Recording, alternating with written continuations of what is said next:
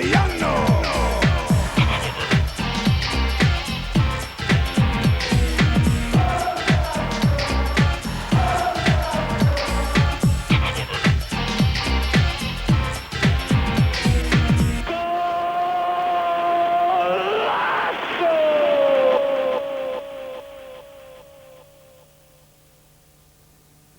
Hello and welcome to Gazzetta Football Italia, where another hour of excitement's on the way here on Channel 4, including, not least of which, Gianfranco Zola, the latest in a long line of short but rather brilliant men. You're not so tall yourself. Well, thank you for that, Gianfranco. Some more abuse from him later on in today's show. But right now, let's get the details on the programme from Kenneth Wolstenholme. Coming up, another knockback for Milan as the race for the championship really hots up. James Richardson takes a look behind the headlines. We look back on a great week in Europe for Italy's 6 survivors. And you could be looking forward to a trip to Italy, courtesy of our new competition. Just sit back and make your selection for Goal of the Month.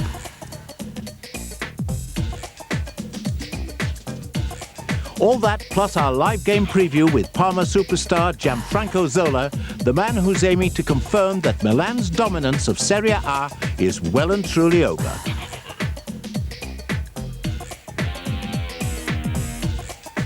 Thank you, Ken. Right, well, I've now changed into something a little more comfortable to have a look back at last weekend's action. We start, as ever, with the top 3 games from last Sunday. And first up, it's our live match, Juventus against Milan. Milan, the champions, struggling right now. Juventus, on the other hand, aiming for the top of the table. A meeting of 2 of the biggest names in football, this, Peter Brackley and Ray Wilkins, that is, who were in the commentary box.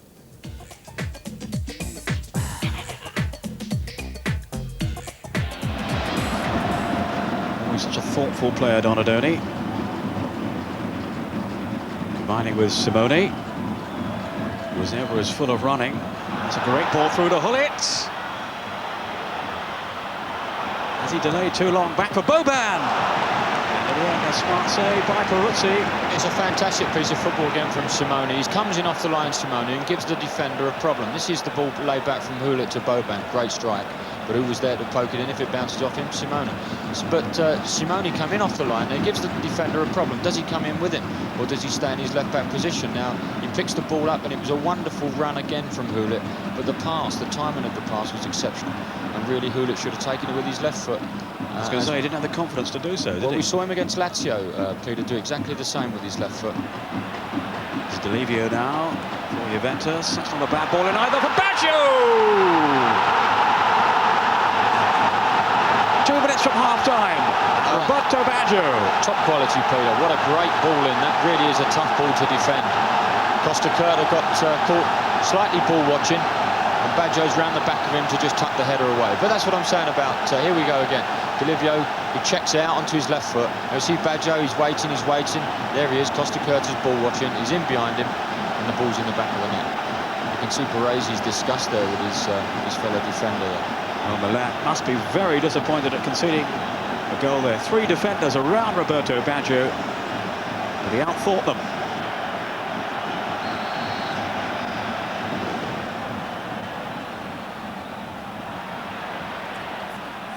Conte, Vialli, Baggio in the middle. So is Ravanelli.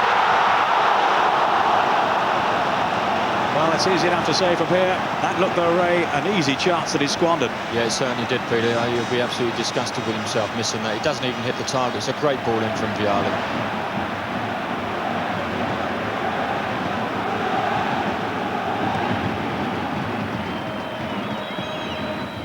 Down by Massaro for Panucci. Oh, Simone. What a great pass in by Panucci. Desai! Go down. There's a squandered chance. Yeah, I think you can see from Desai's reaction, Peter. He's a little bit disgusted with himself. He thought he should have done a lot better than that. Now Roberto Baggio. In discussions with Conte and Vialli. Another goal now would surely settle it for Juventus. And No question, they deserve their lead.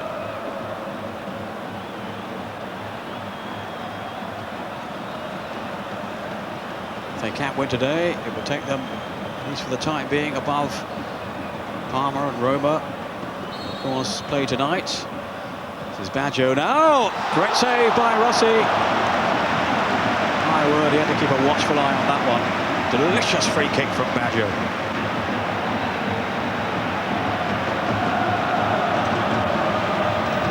Raggiungere Platini cosa significa per te? Ma niente, anche perché, come ho detto molte volte, lui ha giocato in un'epoca diversa dove il calcio era meno veloce, meno difficile, per cui io sono contento di aver fatto questi 100 e passa gol, però come ho detto prima voglio farne molti altri. Well, Baggio getting that 104th goal in 45 games less than it took Michel Platini. Well done to him. Anyway, another week, another Milan loss. The headlines pretty much as you might expect. Here's the Gazzetta. Baggio's goal smashes Milan. Corriere della Sera. Baggio cancels Milan. And L'Unità, a gleeful if rather familiar note from them. And Baggio sends the devil to hell. Controversy after Costacurta's rather catatonic performance during Baggio's goal. Costacurta claiming afterwards that Baggio had tricked him by shouting "leave it" as the ball came flying in. Fiendish stuff, and I'm sure that Fabio Capello was completely satisfied with that explanation. Anyway, meanwhile, Milan dropped down to 11th place, unthinkably enough, in Serie A, and Juventus had the opportunity to actually go first in the division, depending on what happened that afternoon between Lazio and Cremonese. Our man at the Stadio Olimpico was Gary Bloom.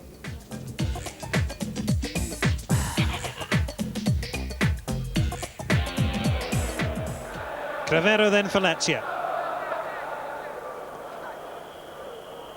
Up forward towards 7, Rambaudi. Vinta now. Driven straight at Turci, the Cremonese goalkeeper. He just needed to angle that shot. That was a lovely turn here by Rambaudi, the summer signing from Atalanta. And a clever ball inside the fullback to release Arden Vinta.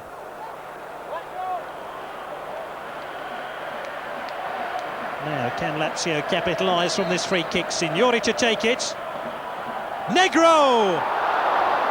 Again, driven straight at Turci, who didn't have to move his frame to make the save. And it remains 0-0. Chiesa. Skloza. Picking out Tentoni! He's chip marker Johnny, and only a few feet away. Easily Cremonese's best chance of the first half. And Tentoni, their lone striker, almost gives the away side a half-time lead. Winter. Towards Signori, that's a lovely turn to get away from Garcia. He has Fuser in support. Still Signori. Boksic is onside! Well, Cremonese craved the offside flag. But had Boksic turned the ball in then, Lazio would have had a goal.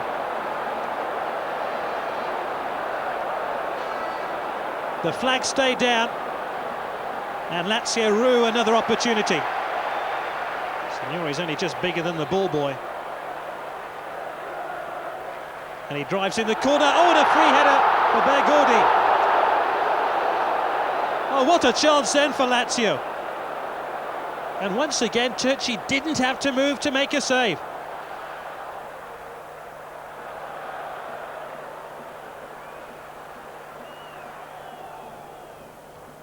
Crevero. This one aimed in towards Boksic. Kaziragi. And the goal will stand. Cremonese felt there was a foul on the goalkeeper. And the ball fell so invitingly to the Lazio substitute, who nods it in from close range, and it's Lazio 1, Cremonese 0. Sul quale forse avete qualcosa da recriminare, il gol. Sì, abbiamo da recriminare perché per noi Turci era già sul pallone, tranquillo, e Boksic ha fatto fallo, secondo noi. e da lì è venuto il gol. Secondo me era un'azione finita quella lì, e i portieri sono sempre protetti quando escono, non gli si può andare addosso come ha fatto Boxic. Gli scontri così ce ne possono essere tanti, lì è l'arbitro che deve valutare se è fallo o no. Poi dopo io guardavo la palla, sinceramente non è che mi sono accorto più di tanto. So not the sort of result that Lazio are used to at all. Certainly Tuttosport rather disappointed by that. Only one goal they complain, and even that was questionable. Lazio struggling, but if at first you don't succeed, mug the goalkeeper, as they say in Croatia. And Alan Boksic's fine use of line-out tactics on the Cremonese keeper, getting the results for Lazio. Messaggero salutes him. Ale Alan, they say, while the Corriere della Sera reserves its praise for Casaraghi, who always knows how to use his head. Lazio going into first place then in Serie A, at least until the evening game, which featured the team that were in first that morning, Parma against Roma.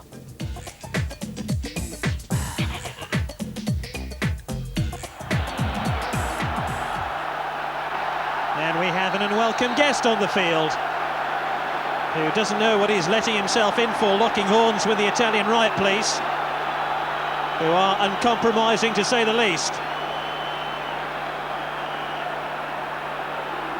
Minotti tries to argue the case for the fan. The Italian right police can be heavy-handed.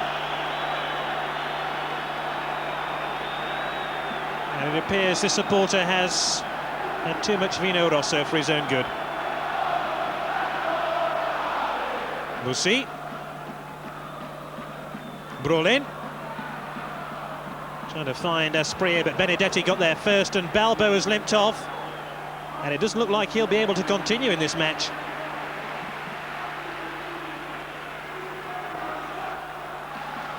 It looks like Asprilla is going to leave the field too. So Balbo is off for Roma, and now Asprilla is off for Parma. One would say that Asprilla is being replaced by at least as good a player. Branca is the club's leading goal scorer. Fernando Couto, Piacentini, Fonseca, picking out Capioli. It's fallen to Totti here, and that's two excellent saves from Luca Bucci, the Parma goalkeeper. He can't have known too much about the first, and he had to get up quickly to deny Totti a goal at the second attempt. Kripa. This looks more promising. Zola. Look at the number of Roma players back defending their goal. Zola picks out Branca! Well, a save at last for Cervoni, and it's a really good one. Branca thought he'd stolen a march on the Roma defence then. And what a brilliant ball in by Zola to pick him out. Branca turning the ball on here to Zola. Oh, Zola scored! It surely is a match-winning goal by Gianfranco Zola. There looked to be little danger then when Zola got the ball, but he threaded a shot through the Roma defence, past Cervoni, and incredibly right at the end of the game, Parma have the lead.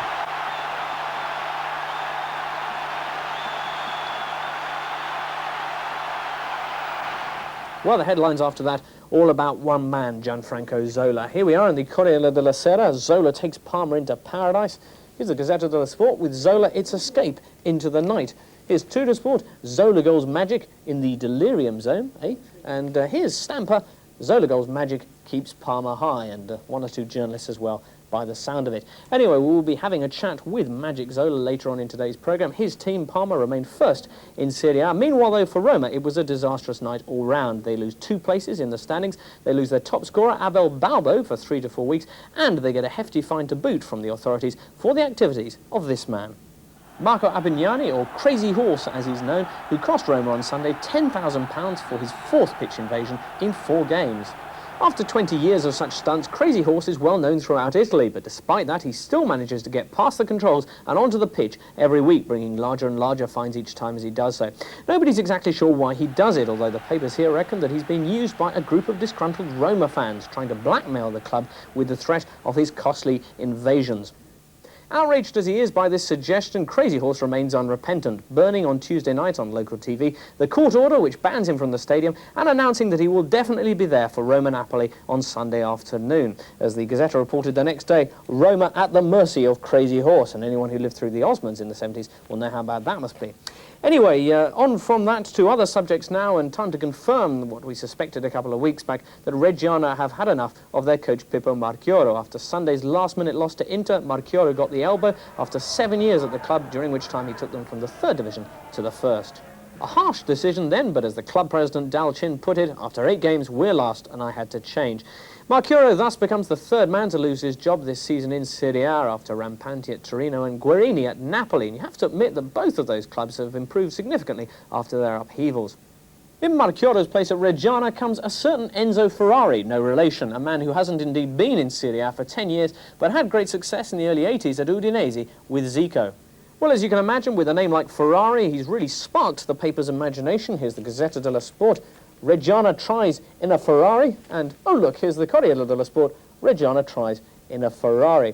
Anyway, whether they'll have any more luck than John Alesi and co remains to be seen, but best of luck to them. Right now, though, we move on from Ferraris to fire engines. The Naples Fire Brigade laying on a particularly unique welcome this week to the Boa Vista team, who were playing in the UEFA Cup against Napoli.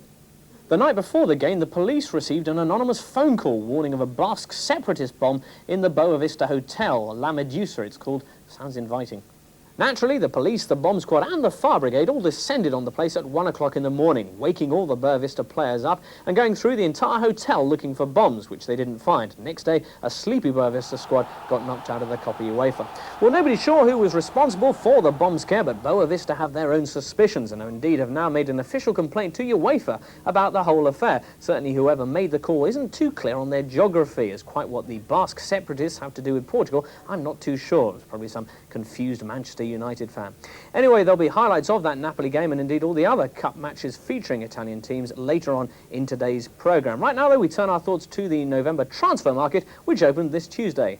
The biggest deal so far is Padova's purchase of Michel Kriek, a 23-year-old midfielder from Ajax of Amsterdam, who's costing them £750,000. A big comfort that to any fans worried about being up at Padova without a Kriek. Anyway, here he is. He's arrived now in Italy, announcing PSV wanted me, but I chose Italy. Apparently he's got a guitar, he loves music, so a new rockin' buddy there for Alexi Lalas. Anyway, other news, Pasquale the Animal Bruno, you may recall, had been trying out with Crystal Palace, but he now looks set to move from Fiorentina to Brescia, the club with whom he had a right punch-up last year. Irate Brescia fans indeed say they'll tear up their season tickets if he arrives. Well, loads of other transfer rumours flying around at the moment. Talk of Torricelli leaving Juventus and coming to join Roma. But the transfer season ends next Wednesday, so we'll bring you a full roundup on all of that in next week's show. Right now, though, that's it from the newspapers. In the next part of today's programme, we'll be bringing you our Goal of the Month competition, more Serie A highlights, and highlights, too, of a triumphant week for the Italian clubs in Europe. All of that in a couple of minutes, so see you then.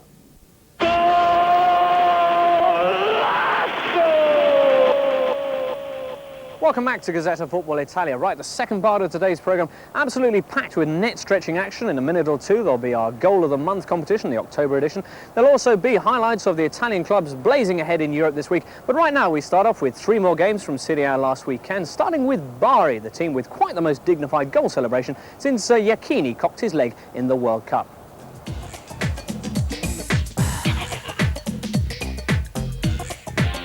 Bari have so far proved to be one of the major surprises in Serie A. Igor Proti surprised Genoa's defence here to give the home side the lead just 7 minutes in, and their positive chain of results seemed likely to continue. Also, after Toglieri added goal number 2 just a couple of minutes later, it was a first-class goal from one of Serie A's informed strikers. Strangely enough, Bari had managed to score just 1 league goal at home prior to this game. They were 2 up inside 10 minutes. Before the half-time whistle, Bari almost extended their advantage even further. First Toglieri, and then Pedoni went close.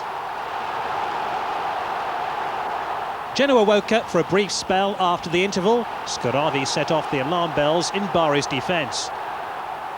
But shortly after that, Genoa conceded another goal. Bari's opening 2 strikes were down to some expert finishing. Torrente's attempted clearance was something you'd expect from a novice, though Proti did appear to score with the use of an arm.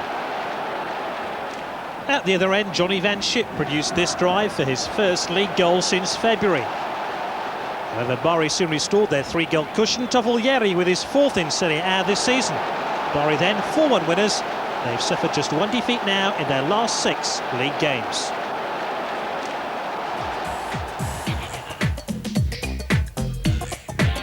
In Brescia, Fiorentina's Gabriel Batistuta was once again in evidence. The Argentinian international has had a dream start to the new season and has indeed scored in every league game so far. On the half-hour mark, Batistuta kept up this remarkable sequence. After good work from Flacchi, he claimed his 9th goal in 8 Serie A matches. His men clearly flying the flag for Fiorentina in their quest for honours this campaign. Brescia's Romanian coach, Mircea Lucescu, would have been bitterly disappointed at the way his side allowed Di Mauro this run on goal shortly before half-time. Di Mauro had struck his first of the season a week earlier against Padova. Too many Brescia defenders backed off the former Italian international. Still, he had to concede Di Mauro's effort was worth a second look. Brescia's poor attempt at catching Batistuta offside very nearly resulted in another goal for Fiorentina. That honour was reserved for Flacchi. He bravely headed his first ever Serie A goal, and Fiorentina were 3-0 ahead. Brescia aimed to restore some of their lost pride. Gallo pulled the goal back. There's still 20 minutes left to play. Fiorentina then moved upfield to score their 4th goal of the afternoon. Rui Costa showed the class which prompted his new club to invest £5 million in the Portuguese star. There was still time for one more goal, and Brosetti claimed it. Fiorentina, though, claimed the 3 points and condemned Brescia to their 5th straight league defeat. It was another blow to Brescia's hopes of surviving the drop, but surely not as hard as the blow which felled this unfortunate linesman.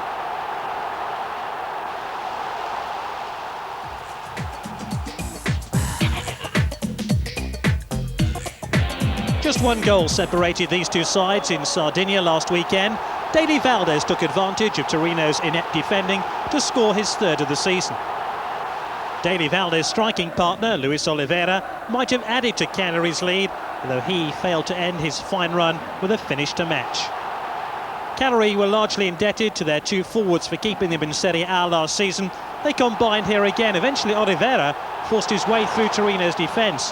However, Torrisi's clearance ensured there was only 1 goal in it. Cagliari are now unbeaten in their last 5 league games. Right, well, 3 more matches coming up later in today's programme, but right now it's time to ask yourself one question. Are you feeling lucky, Punk? Yes, it's our competition time, the October edition of the Goal of the Month, and here's Ken with the details. Thanks, James. Coming up, our choice of the top strikes from October. Just select your favourite and you could be on your way to a top Serie A game.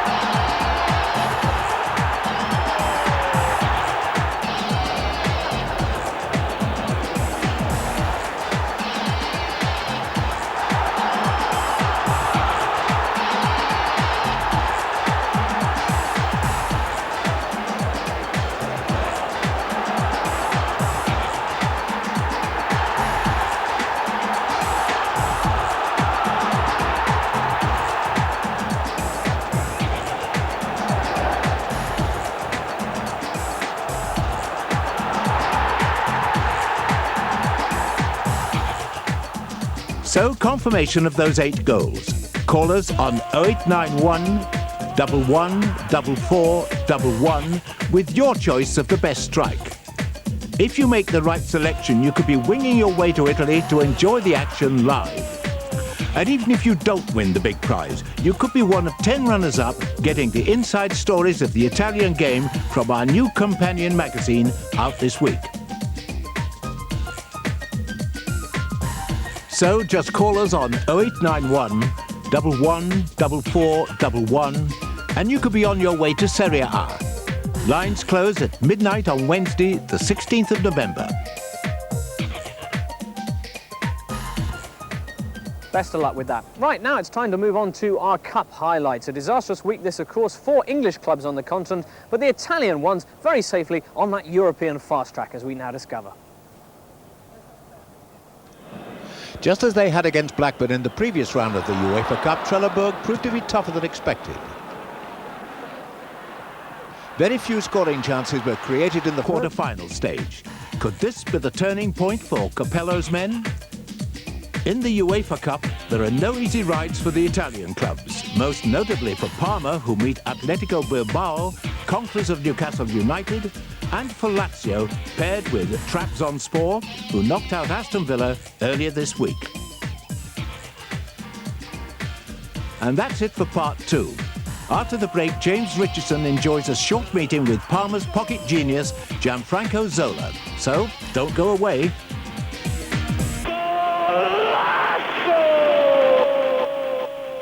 Welcome back to Gazzetta Football Italia. Right, well, for the final part in today's programme, we've come up north to Parma for a chat with Gianfranco Zola, the man who's currently powering Italy's top team. That's coming up in a minute or two. First, though, just to finish off our look back at last weekend in Serie A with the 3 remaining games, beginning with Inter against Reggiana, the match that caused heads to roll.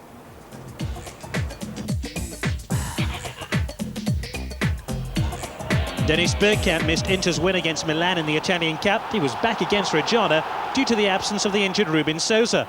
The quality of Bergkamp's finishing really summed up his time in Italy. Reggiana knew their coach's days were numbered and desperately needed their first win of the season. Pagliuca denied Scarbossa an opening goal. Pagliuca then needed some assistance from his crossbar.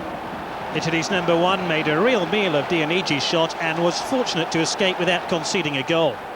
Inter threatened the more the game wore on. Seno's drive was diverted to safety by Antonioli. Orlandini and Inter's young substitute Veronese linked up for their next attack. The result was the same, though. The former Milan goalkeeper had an inspired afternoon on his return to the San Siro. Del Vecchio was denied there. But it was Del Vecchio who finally broke Antonioli's resistance with just 2 minutes left in the game. 6 Reggiana defenders filled the 6-yard box, but the only player in a blue and black jersey got the decisive touch.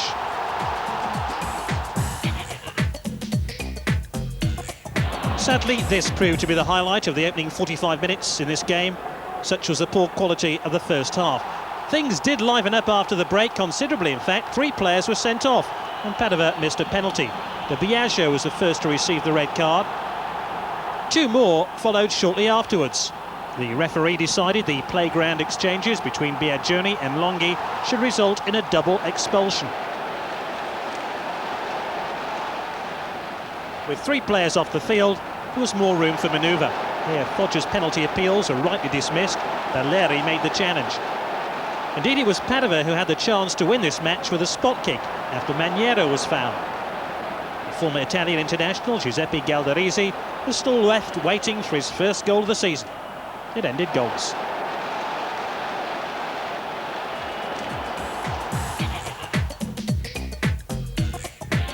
Napoli's new coach, Vojdin Boskov, enjoyed his most successful spell in Italy with Sampdoria, whose fans will hardly forget he brought them the Scudetto in '91. The players seem to forget that referees aren't allowed to be tackled in football. Busso kept up the theme of the old boys reunion. Here he nearly scored against his former club. In the second half, it was Sampdoria's turn to be denied by the frame of the goal. Roberto Mancini came close to converting the cross from Lombardo. After their 3-0 win against Bari in Boscov's first match in charge, Napoli were determined to get something out of this game too. David Platzmis made their task that much easier. Sampdoria were last season's top scorers in Serie A, but have found it difficult to find the target in recent weeks. Normally there's no shortage of penalty incidents in games involving the Genoa club. Their appeals were turned down on 2 occasions here. They appeared to have a definite case for the second when Meli was held by Lusardi. In a game they dominated for long spells, Sampdoria ran the risk of losing towards the end. Zenga, though, was alive to Carboni's effort. The final chance of this match fell to the young Sampdoria substitute Claudio Bellucci. He spurned it, although Boskov didn't spurn the chance to have a tipple at his former club's expense.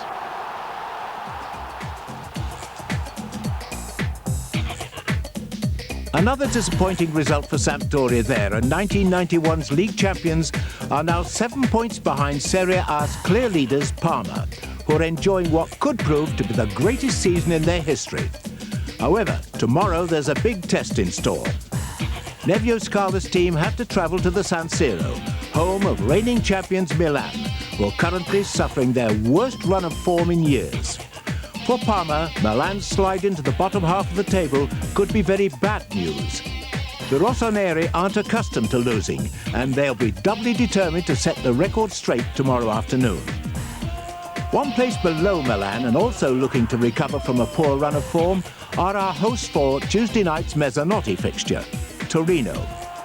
Once the dominant force in the Italian game, Torino have in recent years only managed to dominate the headlines with a series of well-publicised scandals.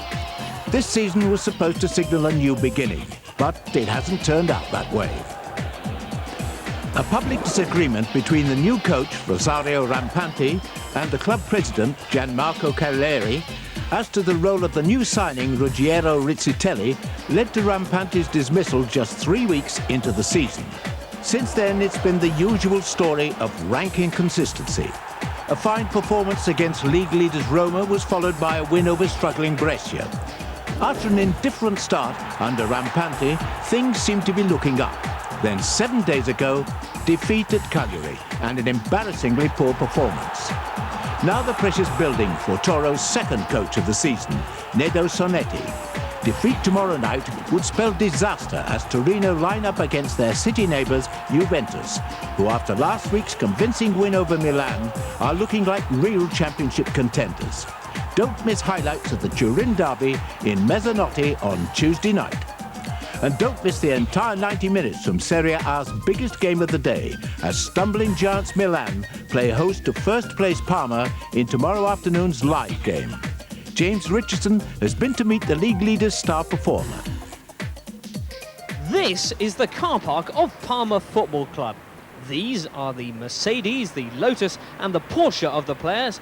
And this, rather late for morning training and with the expression of someone who knows it, is the man currently powering Parma along. Gianfranco Zola, 28 years old, 5 foot 5 inches tall and one of the most valuable players in Italy.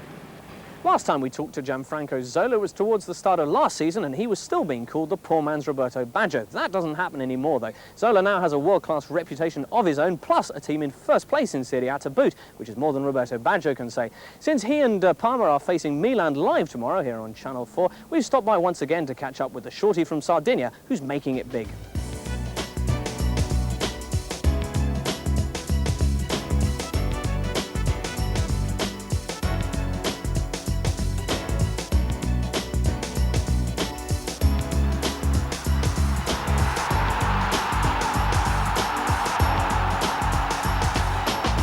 Credo che sia stato un anno per me positivo, da considerare positivo. Ci sono stati alcuni episodi negativi che hanno un po' macchiato questi 12 mesi, però insomma devo ritenermi soddisfatto di come sono andate le cose. Last season, his first at Parma was Zola's best ever. While Meli, Asprilla and Brolin suffered the turnover blues, Zola was ever present, finishing with 18 goals, second only to Signori in Italy, and ahead of the likes of Baggio, Fonseca and Hullit. A brilliant season then followed, though, by a black summer. First came the loss to Arsenal in the Cup Winners' Cup final, and then the disaster that was Zola's World Cup. From the ludicrous expulsion against Nigeria after just 12 minutes to the pain of being continually left out for a half-fit Roberto Baggio. 4 settimane là per, cos'era, 12 minuti? Sì. Ti aspettavi un po' di più? Beh, tutti quando partono all'inizio si aspettano sempre di più. Il mio sogno sarebbe stato di giocare di più, di fare qualcosina di più, però, ripeto, sono contento di aver partecipato lo stesso a questa spedizione. Si va avanti perché ha giocato sia contro la Slovenia che contro l'Estonia, però come giudicheresti i tuoi rendimenti? Beh, sicuramente sono inferiori a quelli Del Serie A. a quelli che sono abituato a fare qua nel Parma. Bah, non lo so, io comunque penso che arriverò a giocare bene anche in nazionale, sono convinto. Ma intanto in America quest'estate avrai migliorato un po' l'inglese? Sì, un pochettino, Sì. non molto. Fra quanto faremo le interviste in inglese? Fra un paio di mesi. Sì? Sì, sì. Unfortunately, the national team remains a problem for Gianfranco. Sacchi hasn't yet worked out how to use both Zola and Baggio, and in a choice, the World Player of the Year is always preferred. Thus, in 3 years, the hugely gifted Zola has played just 9 games for his country and has yet to score. Never mind, though, at Parma, his importance keeps growing. He's joint top scorer this season with 4 goals. He's made the final assist on another 7 and won both of the club's 2 penalties. In other words, of Parma's 15 goals so far, only 2 aren't directly inspired by Zola. Zola is a multi-talented fellow, but without doubt his most famous attribute is his ability with free kicks. Last year, in fact, he scored on 1 of every 3 of his free kick attempts. An amazing strike rate, probably the best in football, and certainly better than even that of his old mentor Maradona. How does he do it? Well, he now offers thickies like me 1 or 2 tips on successful free kicks. Allora, prima cosa bisogna guardare il portiere, la posizione del portiere. Seconda cosa, guardare la porta.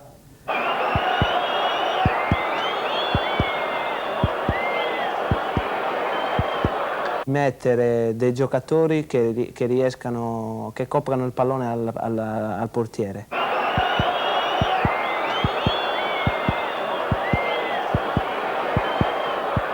E poi la cosa più importante è quella concentrarsi sull'angolo dove calciare. Cerco di calciarlo forte, se il portiere non vede partire la palla, a meno che non parta prima, non ci arriva quasi mai. Nessun altro ha una percentuale come tua? Sinceramente non lo so. Beh, spero comunque di essere diventato un giocatore importante in questo senso. È una soddisfazione personale.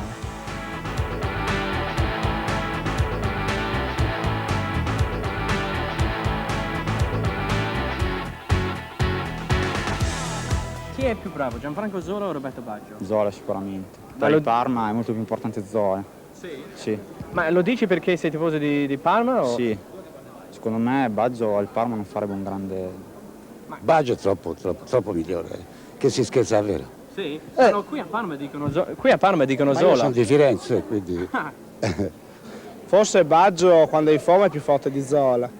Se si guarda un campionato intero, come rendimento sono molto simili, perché hanno le partite che rendono e le partite che non rendono. È un po' l'opinione di tutti che sia più bravo Zola di Baggio. A parte quelli che hanno votato Baggio come il calciatore dell'anno e i palloni d'oro, eccetera. Beh, quella è tutta una storia un po' particolare. Non credo che se avessi potuto votare io avrei votato senz'altro Zola. Ma siamo 2 giocatori con caratteristiche tecniche molto simili, per questo magari è normale che la gente ci paragoni, ci metta di fronte. Ma non so, io credo che comunque nel calcio questi tipi di dualismo facciano del bene. Penso, Ti spinge, insomma? Sì, per me è uno stimolo in più, penso che lo sia anche per Roberto. Ripeto, questa è dualismo sportivo, sano, che fa sicuramente del bene. And the healthy competition continues tomorrow on Channel 4. Last week, of course, we saw Baggio back in fine fettle against Milan. Tomorrow, as mentioned, it's the turn of Gianfranco. Will he measure up? Well, the opponent is the same, Milan, but this time after Wednesday night, it's a Milan team that's showing distinct signs of a return to life, especially if they get Savicevic back fit as promised. It remains a vastly different match, though, to last year. Parma now in the first place that Milan used to own, with the champions down in 11th place. Il Milan in questi anni è sempre stata la squadra da battere, da temere più di tutte le altre. Adesso è chiaro, trovandola là per noi tutti ci dà maggiore tranquillità, perché, ripeto, è sempre la squadra più forte. Ma sei soddisfatto? Sì, sono molto soddisfatto di come stanno andando le cose, di come procedono le cose. C'è ancora tanto da fare, però la strada è quella giusta. So Gianfranco Zola on the right road, and long may he remain so, because he's a smashing bloke. Anyway, life is, of course, but a highway, and tomorrow it'll take Zola and Parma, as we've mentioned, to the San Siro to face Milan, a Milan team that, of course, right now, metaphorically speaking anyway, is rather broken down on the hard shoulder of life. Will they get a visit from the roadside recovery man tomorrow, or will Parma keep their feet pressed to the floor and continue to speed away from the rest of the Serie A pack? Who knows? One thing's for sure, though, you can get a grandstand view of proceedings by joining us here on Channel 4 tomorrow afternoon from 1:15 onwards. Till then, from all of us here on the Italian Football Crew, it's goodbye.